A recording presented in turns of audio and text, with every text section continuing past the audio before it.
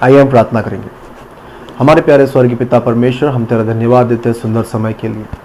अब तक हमने प्रभु जी गीतों के साथ हमने तेरी आराधना की है, और प्रभु जी इस प्रत्येक समय में हम लोग वचन की ओर बढ़ रहे हैं। पवित्र आत्मा का सहभागिता और पवित्र आत्मा का मदद हमें दे प्रभु जी। वचन को सुनते समय जो लोग ये वचन सुन रहे हैं उनको भी शक्ति से भर और पवित्र आत्मा का ज्ञान दे कि वचन को सही तौर पर समझ पाए, और मैं भी उन्हें ठीक तौर पर समझाने पाऊँ। एक छोटी सी विनती प्रभु यीशु मसीह के नाम से मांगता हूँ, सुन और कबूल करो पिता, आमीन। प्यारे भाइयों, प्रभु यीशु मसीह के नाम में एक और बार आप सबको मेरा नमस्कार कहना चाहता हूँ। आशा करता हूँ आप सब लोग कुशल क्षेम से है, और परमेश्वर को मैं धन्यवाद देना चाहता हूँ सजीव वाहिनी टीम को, जिस प्रकार से वे परमेश्वर की सेवा कर रहे हैं, और उनको इस सेवा कार्य में और उन्नति मिले। परमेश्वर उनको और बहुत आयत से उनको अपने सेवा कार्य में यूज़ करें। आइए हम वचन की ओर बढ़ेंगे। प्यारे भाइयों, आज हम लेंट डेज के टाइम में चल रहे हैं। लेंट डेज का मतलब एक तौर पे कह सकते हैं कि एक दुखित दिन है, और सही दिन नहीं, अच्छे दिन नहीं है, कष्ट के दिन भी बोल सकते हैं। हम लोग इसको बहुत तौर तरीके से इनको सुनते हुए आते हैं। 40 दिन का उपवास बहुत से कलीसियाओं में होता है, 40 दिन का प्रार्थनाएं बहुत से कलीसिया में होते रहते हैं इस समय।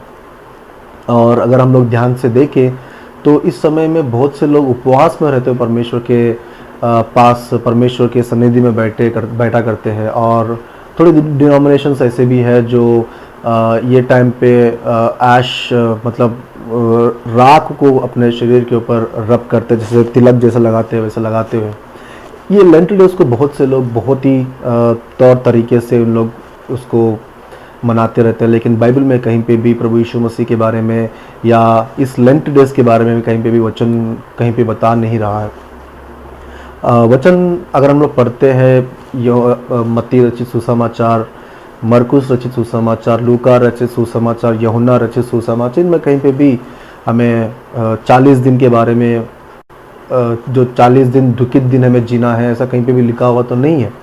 लेकिन इस प्रकार का जो फॉर्मेलिटी एक मनुष्यों ने लेके आया है, और उसको हम लोग एक अंधों के तौर पर उसको फॉलो करते हुए आ रहे हैं। लेकिन एक बात मैं यहाँ पे कहना चाहता हूँ, जो फॉर्मेलिटी आज हमारे पूर्वजों ने लेके आया है उसको हम लोग एक हिसाब से सही में अगर इस्तेमाल करेंगे तो परमेश्वर में और विश्वास में और हम लोग और आगे बढ़ सकते हैं। देखिए, हम अपने जीवन में बहुत से कामों में बिजी है, जैसे लोग ऑफिस को जाते हैं या कोई लोग बिजनेस को जाते हैं। घर में लेडीज़ है जो बच्चों को ये खाना पकाने के कामों में, कपड़े धोने के कामों में, इन सब के कामों में बिजी रहते हैं। और अगर हम कहना चाहते हैं तो ये 40 दिन एक फॉर्मेलिटी है कि हर एक फैमिली चर्च, जो भी नियरेस्ट चर्च में है, वो वहाँ पे जाते हैं और वर्शिप्स में अटेंड करते हैं। देखिए, अगर ये 40 दिन अगर हम रेगुलर हम लोग अगर चर्च सर्विस को अटेंड कर पा रहे हैं, तो हम लोग ये 40 दिन का जो हैबिट है, अगर हम लोग इसको 365 दिन 365 डेज अगर हमने इसको इम्प्लीमेंट कर दिया, तो सोचिए हम लोग विश्वास में कितने और आगे बढ़ेंगे।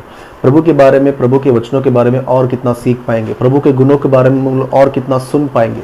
जब हम लोग सुनेंगे तो विश्वास हमारा बढ़ेगा, और सुनना भी परमेश्वर के वचनों से है। सो ये जो फॉर्मेलिटी है इसको गलत हिसाब से ना लेते हुए या परमेश्वर के विरुद्ध के कामों को ना करते हुए, ये 40 दिनों को हम लोग और अच्छी तरह से यूज़ करके प्रभु के और समीप हम लोग आने का प्रयत्न कर सकते हैं। प्यारे भाइयों, वचन से बढ़ने से पहले मैं और एक थोड़ी बातें आप लोगों से बताना चाहता हूँ। हम लोग कभी भी प्रार्थना करते समय दो चीज़ों के बारे में बहुत इम्पोर्टेंस देते हुए प्रार्थना करते हैं। पहला एक है कि हमारे जीवन में किसी प्रकार का आशीर्वाद अगर नहीं है, कोई प्रकार का ब्लेसिंग्स हमारे जीवन में नहीं है, तो हम लोग वो ब्लेसिंग्स के लिए प्रार्थना करते हैं। जैसे बच्चों की शादी हो गई, या पढ़ाई हो गया, या जॉब हो गया, या घर हो गया, या कोई डेट्स हो गए, किसी प्रकार के अगर कोर्ट्स के प्रॉब्लम है, हस्बैंड एंड वाइफ के प्रॉब्लम्स है, इन सब चीज़ों में से परमेश्वर हमें मुक्ति दे। तो इन चीज़ों से हम लोग परमेश्वर के पास प्रार्थना करते हैं, प्रभु जी मेरे बच्चों को समय पे शादी हो जानी चाहिए, मेरे बच्चों को समय पे जॉब आ जाना चाहिए, मेरे बच्चों को शादी होने के बाद सही टाइम पे बच्चे पैदा होना चाहिए, या मेरे मेरे बच्चों को सही टाइम पे सेटल हो जाना चाहिए। इस प्रकार के हम लोग बहुत से प्लानिंग्स हम लोग परमेश्वर के पास करते हुए, और इनको हम लोग जब पूछते हैं ना, तो हम लोग सही समय के लिए पूछते हैं कि जैसे ही मतलब अगर जॉब करने वाला कोई अगर बंदा है, कोई जवान है, तो 25 साल में उसको जॉब लग जानी चाहिए। या शादी करने का कोई मतलब है फैमिली, जैसा कोई लड़का या लड़की है, उसको सही टाइम पे शादी हो जानी चाहिए, सही टाइम पे बच्चे पैदा हो जाने चाहिए, सही टाइम पे बच्चे हेल्दी भी होने चाहिए। इस प्रकार के हम लोग बहुत से प्लानिंग हम लोग हमारे जीवन में करते रहते हैं। आज मैं आप लोगों से पूछना चाहता हूँ, जिस प्रकार का सही टाइम पे हम लोग परमेश्वर के आशीर्वादों को हम लोग पूछते हैं, परमेश्वर मेरा बेटा इस प्रकार सही टाइम पे सेटल हो जाना चाहिए, इस प्रकार के जो बातों को हम लोग सही टाइम पे हम लोग पूछते हैं, क्या उस सही टाइम को हम लोग परमेश्वर के पास बिना कुछ एक्सपेक्टेशंस रखते हुए बिता पा रहे हैं क्या? जैसे आराधना का समय हो गया, जैसे संडे वर्शिप्स का समय रहता है 11 बजे, तो हम लोग क्या सही टाइम पे वर्शिप को पहुंच पा रहे हैं? हम लोग ऑफिस में अगर समझ लीजिए ऑफिस में बॉस ने बिठा दिया हमको, 1 घंटा लेट बैठ जा, कुछ काम ज़्यादा दे दिया, तो हम लोग सब कुछ मतलब काम को छोड़कर हर प्रकार के माइंडसेट को बनाकर हम लोग अपने कामों को करते हैं, क्योंकि बॉस ने बताया। अगर बॉस का काम नहीं किया तो वो जॉब में से निकाल देगा। हम में से बहुत से लोग ऐसे हैं जो आराधना का अगर एक भी 10-15 मिनट भी लेट हो गया तो वो इतना मतलब आयरेट हो जाता है या इतना परेशान हो जाता है कि जब समय में प्रार्थना को स्टार्ट करते हो तो समय को प्रार्थना क्यों नहीं आप एंड कर देते हो। इस प्रकार के बहुत से हम लोग कंप्लेंट सुनते हुए आते हैं। If you are expecting blessings in a right time, God is also expecting you to be in his presence in a right time. अगर आप परमेश्वर से सही टाइम पे ब्लेसिंग्स का एक्सपेक्टेशन जिस प्रकार करते हो, तो परमेश्वर भी आपसे एक्सपेक्टेशन रखता है कि आप भी परमेश्वर के समीप, परमेश्वर के सन्निधि में, परमेश्वर के आराधना के स्थल में, चर्च में आप भी सही समय पे आइए, सही समय पे आइए। ऐसे बहुत सी चीज़ है बाइबल में जहाँ पे सही समय पे ना होने के कारण बहुत लोगों ने अपने आप के ब्लेसिंग्स को परमेश्वर के पास से ना पाए हैं। प्यारे भाइयों, आज हम लोग वचन पढ़ेंगे। आज हम लोग, क्योंकि ये जो लेंट के सीजन में हम लोग बहुत से लोग क्रॉस के बारे में सुनते आते हैं, क्रूस के बारे में सुनते आते हैं, तो क्रूस असल है क्या? अगर हम लोग आज के जनरेशन्स में देखते हैं तो क्रिश्चियंस फैमिलीज या क्रिश्चियंस को देखते हैं, जब उनके हाथों में उंगलियों पे एक क्रॉस रहता है, चेन में क्रॉस रहता है। अगर जवानों के पास लोग देखते हैं तो टैटूज में भी they actually set up A cross. अगर कार्स को देखते हैं तो कार्स में रेडियम स्टिकर्स रहते हैं क्रॉस का, और घरों में हम लोग देखते हैं तो कहीं पे फोटोज़ रहते हैं या एनिमेटेड बैनर्स रहते हैं जहाँ पे क्रॉस हम दिखते हैं। क्रूस या क्रॉस एक इंस्ट्रूमेंट हो गया है या एक ऐसा साधन हो गया है, ये एक ईसाई को दर्शाता है। अगर आप किसी से भी पूछ लीजिए, अगर किसी के गले में या किसी के हाथ में क्रॉस का कुछ निशान दिख गया तो वो 100% पूछेगा आप क्रिश्चियन हो। अगर वहाँ पे वो पूछेंगे भी नहीं तो जो सामने वाला देख रहा है वो समझ जाएगा कि हाँ ये क्रिश्चियन है बोल के। लेकिन असल में क्रूस है क्या? क्रूस उस समयों में किस लिए यूज करते थे? क्रॉस को रोमन एम्पायर किस लिए यूज करता था? अगर हम लोग हिस्ट्री में जाके देखते हैं तो सिनर्स को पनिश करने के लिए, जो उनके व्यवस्था के हिसाब से नहीं चले, जैसे चोर लोग थे, जैसे रास्तों में लोगों को मार पीट के छोड़ देते थे, उनको लूट लेते थे, या राजाओं को मारने का प्रयत्न करते थे, या लूटपाट में लगे रहते थे। युद्धों में उन लोग अगर हार के अपने आप को उन लोग सरेंडर कर देते, उन ऐसे लोगों को क्रूस दिया गया था। और क्रूस का जो मरण है, मतलब डेथ सेंटेंस जैसा रहता है, वो रोमन एम्पायर उनको क्रूस पे देता था। जैसे इंडिया में फॉर एग्जांपल कोई भी अगर विक्टिम है, मतलब कोई भी एक ऐसा बंदा है जिसको इंडियन गवर्नमेंट पनिश करता है, तो उसे फांसी में लटका देते, फांसी में उसको लटका के मार डालते। अगर आप United states of America USA के बारे में अगर सोचते हो, तो अगर वहाँ का गवर्नमेंट उसको मारने का अगर एक ऑर्डर पास करता है उसका कोर्ट, तो उसको एक इलेक्ट्रिक आयरन चेयर में उसको बिठा देते हैं और वहाँ पे उसको इलेक्ट्रिक शॉक से उनको मार देते थे।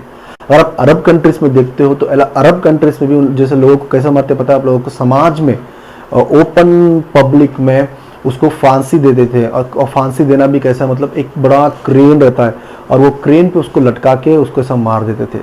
तो इस प्रकार के जो मारने के जो तौर तरीके हैं, वैसा ही रोमन एम्परर क्रूस का उपयोग करते थे, क्रॉस का लोग यूज करते थे। क्रॉस एक एक जो लंबा और खड़ा हुआ लकड़ी और एक आड़ा लकड़ी वहाँ पे उनके समय में था, और उनके हाथों पे खीलों को ठोक देते थे और सिर के ऊपर मुकुट, कांटों का मुकुट लगा देते थे। तो इस प्रकार के हम लोग को देखते रहते थे। आप लोगों से मैं एक प्रश्न पूछना चाहता हूं कि जो पॉइंट रोमन एम्परर एक पनिशमेंट यूज करने के लिए जो इंस्ट्रूमेंट यूज करते थे, क्या वो आज हमारे घर में शोभा देता है? पर वो इंस्ट्रूमेंट की बात कर रहा हूं मैं इंस्ट्रूमेंट की बात करते करते प्रभु यीशु मसीह के बारे में बातें करूंगा। इंस्ट्रूमेंट जो था वो एक सिनर्स को पनिश करने का एक तौर था, एक तरीका था। उनको इस प्रकार से उनको मारते थे। प्रभु यीशु मसीह को भी उसी प्रकार रोमन एम्परर ने पनिश किया था। रोमन एम्परर ने उसको उसी प्रकार पनिश किया था कि इसको क्रूस पर लटका के मार दो। और आज तक के हिसाब में अगर हम लोग देखते हैं, आज तक के स्टैटिस्टिक्स में, आज तक के जो अगर वो डेथ सेंटेंस के जो फॉर्मेलिटीज रहते हैं या उनके तौर तरीके रहते हैं, the very crucial type of death is nothing but crucifixion of a person. उसको इस प्रकार लटका देते थे, क्योंकि थोड़े वीडियोस में मैंने देखा था उसके बारे में। मैं डिस्कशन जब मैं था तो उसके बारे में देख रहा था वीडियोस में। उसको मतलब खड़ी धूप में उसको इंसान को लटका देते थे, उसको कुछ पानी पीने के लिए नहीं, खाना खाने के लिए नहीं, और इसमें आखिरी बूंद तक खून आपके बॉडी से निकलता था। इस प्रकार का डेथ है क्रूसिफिकेशन। आखिरी बूंद तक आपके बॉडी में पानी भी नहीं रहेगा और आपके बॉडी में खून भी नहीं रहेगा। जिंदा उसको क्रूस पे लटका देते थे, जिंदा क्रूस पे लटका देते थे। और थोड़े ऐसे भी इंसिडेंट्स है जहां आपको यूट्यूब पे मिल जाएंगे, उसको 3 से 4 दिन भी लगते थे मरने के लिए। इंसान को 3 से 4 दिन तक लोगों को मरने को लगता था। सोचिए किस प्रकार का सफर उन लोगों को रोमन एम्परर देता था। कुछ भी नहीं, आने जाने वाले लोग देखते रहते थे, अरे ये तो चोर था, अरे ये तो लुटेरा था, इसलिए उसको क्रूसिफिकेशन का पनिशमेंट मिला है। उसके बॉडी के ऊपर से पूरे कपड़े निकाल देके नंगा लटकाने जैसा उसको, मतलब इतना क्रूर पनिशमेंट, इतना क्रूशियल पनिशमेंट उनको मिला करता था। और प्रभु यीशु मसीह भी उनमें से एक था जो आपके और हमारे पापों को लिए हुए एक विधायक, मतलब एक अपने पिता से जिस प्रकार के बातें करके प्रभु यीशु मसीह हमारे लिए बलि होने के लिए आया था, और वो प्रभु यीशु मसीह उसी प्रकार के क्रूस पे मारा गया। उस क्रूस के बारे में प्रभु यीशु मसीह बताते हुए अब प्रेरित पौलुस कुरिन्थियों की पहली पत्री पहला अध्याय 17वें वचन से मैं पढ़ना चाहता हूं। देखिए कुरिन्थियों की पहली पत्री पहला अध्याय 17वें वचन से, क्योंकि मसीह ने मुझे बपतिस्मा देने के लिए नहीं वरन सुसमाचार सुनाने के लिए भेजा है, और यह भी शब्दों का ज्ञान के अनुसार नहीं, ऐसा ना हो कि मसीह का क्रूस व्यर्थ ठहरे। मसीह का क्रूस व्यर्थ ठहरे।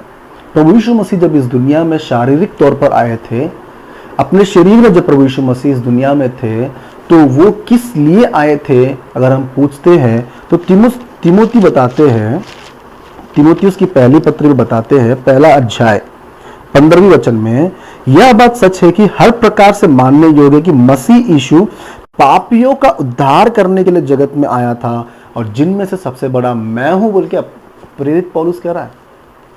अपोस्टल पौल कह रहे हैं कि सबसे बड़ा पापी मैं था, सबसे बड़ा पापी मैं था। और पापियों के लिए उद्धार, पापियों के लिए उद्धार का कारण, पापियों के लिए उद्धार करने के लिए, पापियों का उद्धार करने के लिए जगत में आया था। अगर उस दिन प्रभु यीशु मसीह अपने लिए, सारे मनुष्यों के लिए अगर नहीं आया होता, तो आज आप और मैं, जितने लोग ये मैसेज को देख रहे हैं, आप और मैं उस क्रूस पे लटकना था। मरने के बाद जो पनिशमेंट हमें पिता परमेश्वर देने वाला है, उस हर प्रकार का पनिशमेंट प्रभु यीशु मसीह ने क्रूस पे ले लिया है। क्रूस पे मरना कोई आसान चीज नहीं है प्यारे भाइयों, क्रूस पे मरना कोई आसान चीज नहीं है। हम लोग अपने ऐसे कामों के लिए हम लोग पापी ठहराते हैं जो बहुत ही सिल्ली है, जो बहुत ही सिल्ली है। इब्रानियों की पत्री में देखिए, इब्रानियों की पत्री 12वां अध्याय, letter to Hebrews 12th chapter 1st word से, इस कारण जबकि गवाहों का ऐसा बड़ा बादल हमको घेरे हुए है, तो आओ हम हर एक रोकने वाली और उलझाने वाले पाप को, हमें कंफ्यूज करने वाले सिन को भी, देखिए कंफ्यूज होना भी एक सिन है। कौन सा वचन सही है, कौन सा पास्टर साहब कौन सा वचन बता रहे, तो हम लोग किस प्रकार से एसेस करना चाहिए। और देखिए इतने सारे यीशु के बारे में हम लोग प्रचार सुन रहे हैं आजकल। एक बताता है कि यीशु मसीह मरा ही नहीं, एक बताता है यीशु मसीह को क्रॉस पे क्रूसीफाई करा ही नहीं। यीशु एक थोड़े लोग बताते हैं कि यीशु मसीह को क्रूस पे लटकाए तो है लेकिन मरे नहीं। थोड़े लोग कहते हैं कि यीशु मसीह फिर जिंदा हुआ ही नहीं। देखिए कितने प्रकार के यीशु हमारे सामने आज। इसलिए अपोस्तल पौल फिर कहता है कुरिन्थियों की पहली पत्र में, हम लोग किस यीशु के बारे में प्रचार कर रहे हैं। देखिए हम लोग किस यीशु के बारे में प्रचार कर रहे हैं, पहला अध्याय, क्योंकि क्रूस की कथा नाश होने वाले के लिए मूर्खता है, परंतु उद्धार पाने वाले के लिए परमेश्वर की सामर्थ्य है। क्योंकि लिखा है, मैं ज्ञानवानों के लिए ज्ञान को नष्ट करूंगा और समझदारों की समझ को मैं तुच्छ कर दूंगा। 21वां वचन, क्योंकि जब परमेश्वर के ज्ञान के अनुसार संसार ने ज्ञान से परमेश्वर को ना जाना, तो परमेश्वर को यह अच्छा लगा कि इस प्रकार की मूर्खता के द्वारा विश्वास करने वाले उद्धार ठहरे।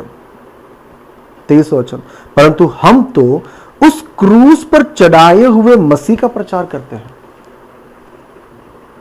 उस मसीह के बारे में प्रचार करते हैं जो क्रूस पे चढ़ाया गया है और फिर से जिलाया भी गया है। जो वचन हमें बताता है कि वो क्रूस पर चढ़ाया गया है, और वही वचन हमें बताता है कि वह तीसरे दिन जिलाया भी गया है। पिता परमेश्वर ने उसको उठाया भी है। पिता परमेश्वर ने उसको जिंदा इस दुनिया में 40 शिष्यों को दिखाया भी है। क्रूस, हाँ प्यारे भाइयों, क्रूस का शरण हमें इसलिए लेना है। और वो क्रूस कौन सा क्रूस है? जो क्रूस यीशु मसीह ने अपने कंधों के ऊपर लेते हुए यरूशलेम महानगर से पहाड़ पर लेके गया, और जिस क्रूस पर यीशु मसीह टंगाया गया था उसका शरण हमें लेना ही है, क्योंकि उस क्रूस के ऊपर प्रभु यीशु मसीह का पवित्र रक्त बहाया गया था। पवित्र रक्त बहाया गया था। पवित्र रक्त को बहाने का कारण यह है कि आप और मैं उद्धार पाए, आप और मैं उद्धार पाए। ये वचनों को सुनने के बावजूद ये वचन हम लोग पहली बार नहीं सुन रहे। ये वचनों को हम लोग ऐसे नहीं है कि हम लोग सिर्फ आज यूट्यूब में देख रहे हैं। ये वचनों को हम लोग बचपन से बहुत बार सुनते हुए आ रहे हैं। उद्धार के बारे में एक एग्जाम्पल आपको बताता हूँ। देखिए एक एग्जाम्पल बताता हूँ। एवरेज में अगर हम लोग लेते हैं तो हमने अब तक अप्रॉक्सीमेटली, मैंने एक बार कैलकुलेशन किया था मेरे चर्च के बारे में, अप्रॉक्सीमेटली मेरे चर्च में अगर मैं लेता हूँ 100 लोग आते हैं, तो 0 से 20 तक के एज के अगर जो रहते हैं वो 20 लोग रहेंगे, तो 20 से लेके 40 तक के और 20 लोग रहेंगे, 40 से लेके 60 तक के जो लोग रहेंगे और वो 20 लोग रहेंगे, मतलब 60 हो गया, और 60 से लेके 80 तक या 80 से मतलब 100 अगर मैं ले भी लेता हूँ तो 10 लोग मैक्सिमम निकलते। तो अगर मैं हिसाब में अगर एवरेज भी अगर लेता हूँ तो 25 से 30 साल is the average years. Average years को अगर हम लोग कैलकुलेट करते हैं तो एक साल में 52 संडेज रहते, 52 संडेज। एवरेज अगर मैं 25 ईयर लेता हूँ इंटू 52 संडेज करता हूँ तो अप्रॉक्सीमेटली 1300 आता है फिगर। हमने 1300 मैसेजेस को हमने अब तक सुना है हमारे जीवन में। अगर आपके चर्चेस में वेडनेसडे बाइबल स्टडीज भी होता है तो वेडनेसडेज भी कितने रहेंगे, वो भी अप्रॉक्सीमेट 52, तो वही 25 इंटू 52 मतलब 1300 प्लस 1300 संडेज, 2600 सरमन सुने हमने। और ये सारे सरमन्स एंड भी होते हैं प्रभु यीशु मसीह के बलिदान का सुसमाचार को सुनाते हुए। प्यारे भाइयों समझिए बात को, प्रभु यीशु मसीह का जो क्रूसिफिकेशन था, प्रभु यीशु मसीह का जो क्रूस पे मरना था, वो आपका और मेरे जीवन के लिए बहुत ही महत्वपूर्ण एक हिस्सा है। अगर उससे हम लोग आज अनजान हैं तो हम लोग ईसाई नहीं हैं। अगर उससे हम लोग अनजान है तो हम लोग कितने भी क्रॉस का रिंग लगा लेंगे, क्रॉस का चेन्स पहन लेंगे, क्रॉस के स्टिकर्स लगा लेंगे, क्रॉस का आप टैटूज बना लेंगे, तो आपके लिए वो व्यर्थ है। क्रूस का शरण हमें लेना ही है, उस क्रूस के पास हमें आना ही है जो हमें उद्धार देने वाला है। ये क्रूस, ये एक क्रॉस का प्लेटफॉर्म वो है जो मरने के बाद हमें प्रभु यीशु मसीह के पास लेके जाएगा। मरने के बाद हमें प्रभु यीशु मसीह के पास लेके जाएगा। क्रूस की कथा उन लोगों के लिए व्यर्थ है। देखिए मूर्खता है 18 वचन में, क्रूस, क्योंकि क्रूस की कथा नाश होने वालों के लिए मूर्खता है।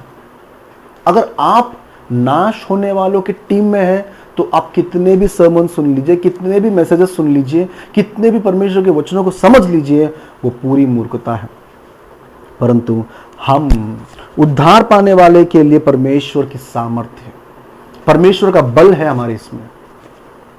अगर आप क्रूस की कथा या क्रूस के वचनों को या क्रूस के पास शरण लेते हो, आपको किसी प्रकार की अंगूठी की जरूरत नहीं है, किसी प्रकार की चेन की जरूरत नहीं है, किसी प्रकार के टैटू की जरूरत नहीं है, किसी प्रकार के स्टिकर्स की जरूरत नहीं है। If you are really obediently you are surrendered to the cross.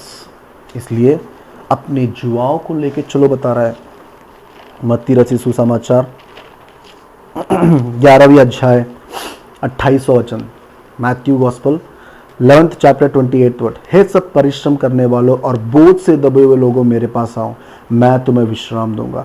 मेरा जुआ अपने ऊपर उठा लो और मुझसे सीखो, क्योंकि मैं नम्र और मन में दीन हूं, और तुम अपने मन में विश्राम पाओगे। हमारे जो लाइफ्स है, इतने टेंशनड लाइफ्स है ना, हर एक के घर में पूछोगे ना तो हर एक के घर में 10 से 15 टेंशन तो मिल ही जाएंगे। आप पापा से पूछोगे टेंशन मिलेगा, आप मम्मी से पूछो टेंशन में मिलेगा, घर में जो हस्बैंड रहेगा उससे पूछो टेंशन मिलेगा, वाइफ से पूछो टेंशन मिलेगा, छोटे से छोटे बच्चों को पूछ लीजिए टेंशन मिलेगा, घर में कोई बुजुर्ग है उनसे पूछ लीजिए टेंशन मिलेगा, ऑफिस के एम्प्लॉयज से पूछ लीजिए उनको टेंशन मिलेगा। हर एक को टेंशन है, हर एक को टेंशन है। लेकिन प्रभु परमेश्वर आज हमें बुलाता है, वो अपने पास बुलाता है और हम लोगों से कहता है, बोझ से दबे हुए लोगों, मेरे पास आओ, मैं तुम्हें विश्राम दूंगा, मैं तुम्हें विश्राम दूंगा। हाँ, क्रॉस एक ऐसा प्लेस है जहां हमें विश्राम मिलेगा। प्यारे भाइयों, हमें विश्राम मिलेगा। इस दुनिया के हर प्रकार के टेंशन से हम लोग फ्री हो जाएंगे। इस दुनिया की जितने भी जिम्मेदारी हम पर है, अगर हम लोग अपने आप को प्रभु के ऊपर दे देते हैं, हम अपने आप पूरे परेशानियों को हम लोग प्रभु के ऊपर दे देते हैं और सिर्फ उसके क्रूस को हम लोग लेके चलते हैं, उसके जुआ को अगर हम लोग लेके चलते हैं, हम लोग विश्राम में हैं।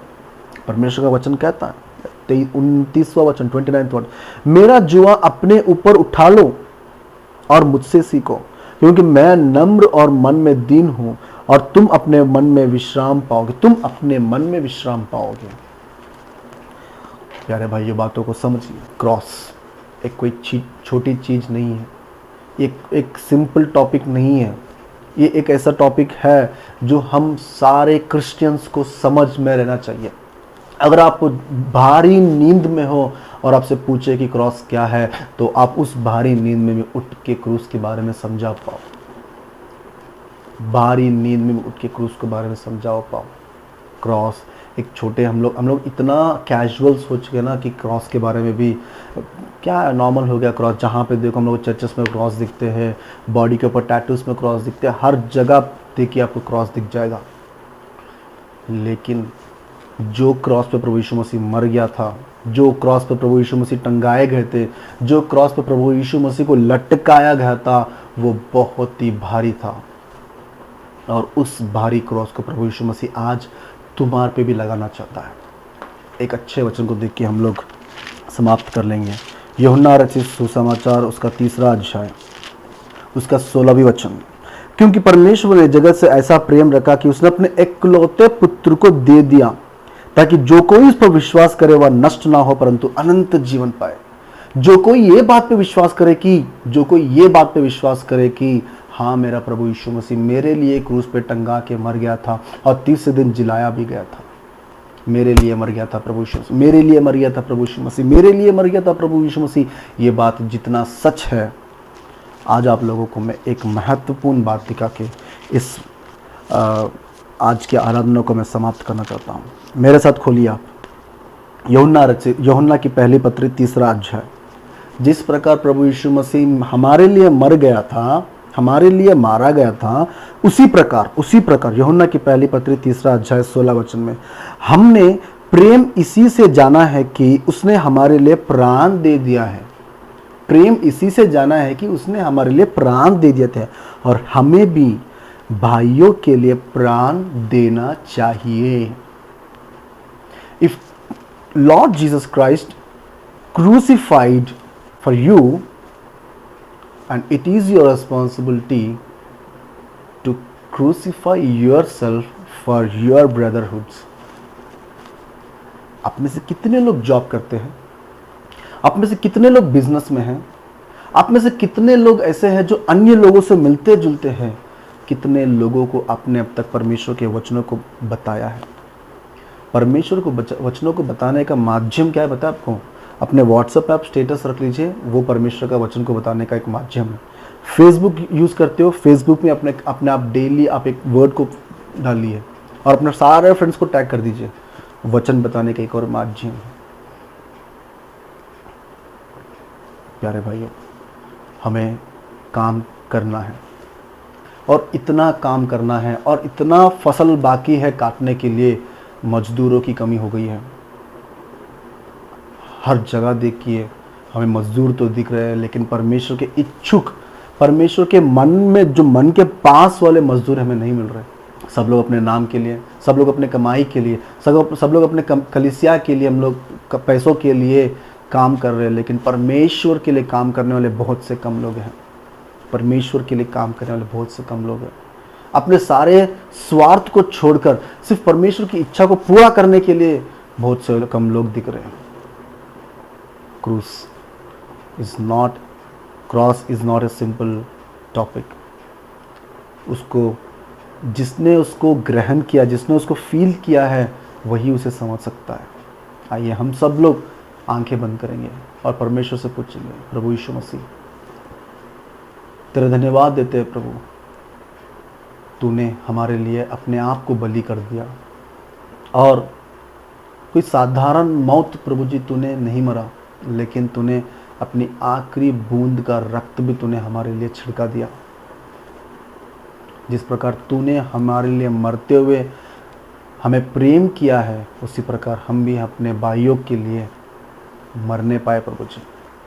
उनको प्रभु जी हमारा इस क्रूस की कथा को सुनाने पाए प्रभु जी। सारी आदर और महिमा मैं तुझे देता हूँ पिता परमेश्वर। तेरे पुत्र को इसलिए तूने भेजा कि हम सब लोग उद्धार पाए और हम लोग उस वचन को प्रभु जी ढिक से पकड़े हुए।